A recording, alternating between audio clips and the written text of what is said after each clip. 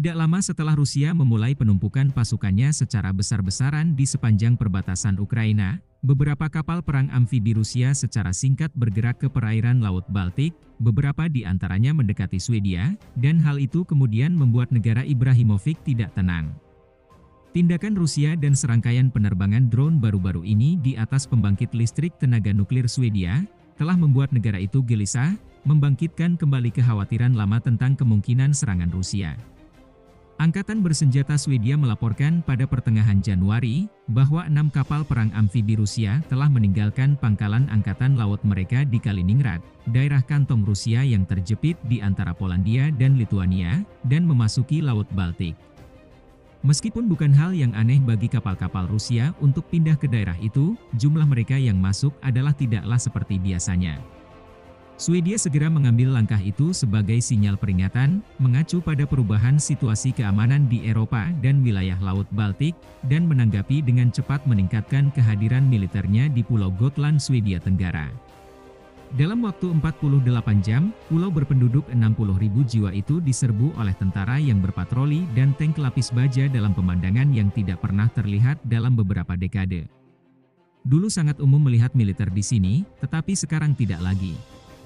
Hari-hari ini benar-benar mengejutkan Anda, kata seorang penduduk kepada surat kabar harian nasional Dagens Nyheter.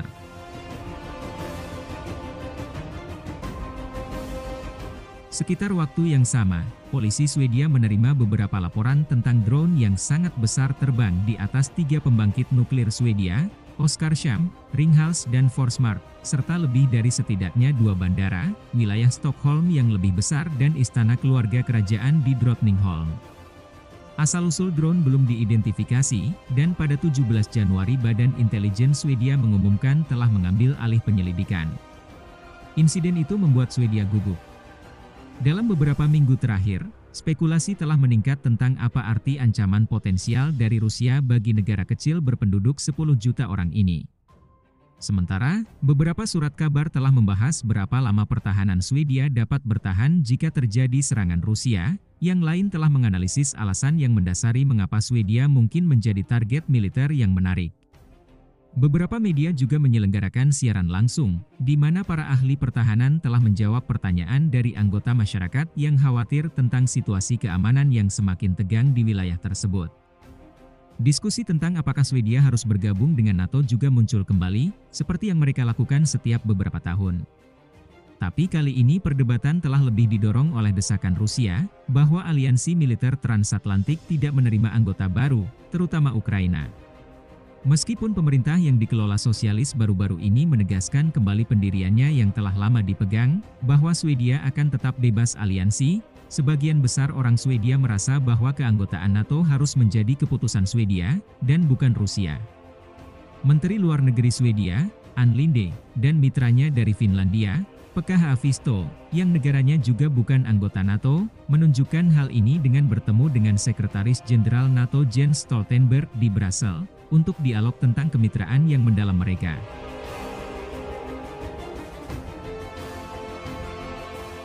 Ketakutan Swedia terhadap Rusia sudah ada sejak ratusan tahun yang lalu, terutama berasal dari rencana ekspansi yang saling bertentangan atas apa yang sekarang disebut Finlandia.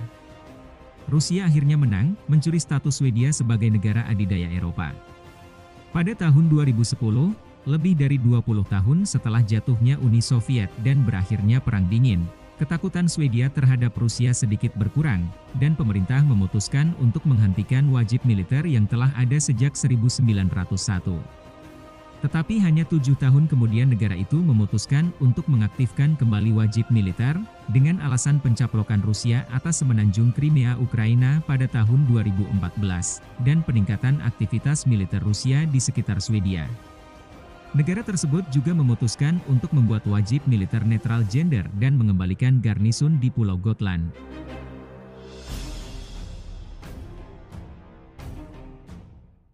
Pulau Gotland, dan lokasi geografisnya yang strategis di Laut Baltik, saat ini menjadi inti ketakutan Swedia terhadap Rusia. Pulau ini terletak hanya 300 km di utara pangkalan Angkatan Laut Kaliningrad dan menghadap ke 3 negara Baltik bekas Soviet, Estonia, Latvia, dan Lituania di timur. Dengan kata lain, siapapun yang menguasai Gotland memiliki akses gratis ke negara-negara Baltik.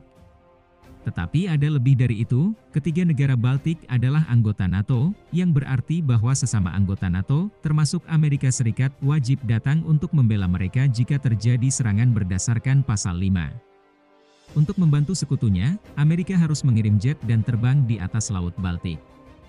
Tetapi jika Rusia menguasai Gotland, mereka dapat menggunakan rudal anti-pesawat dan robot pantai, sehingga sangat sulit bagi Amerika untuk mencapai dan mempertahankan Baltik, jelas Magnus Christiansson, peneliti strategi militer di Universitas Pertahanan Swedia. Christiansson mengatakan pengambil alihan negara-negara Baltik oleh Rusia akan menghancurkan tatanan dunia. Itu akan benar-benar menghancurkan kredibilitas NATO, tidak akan ada yang tersisa.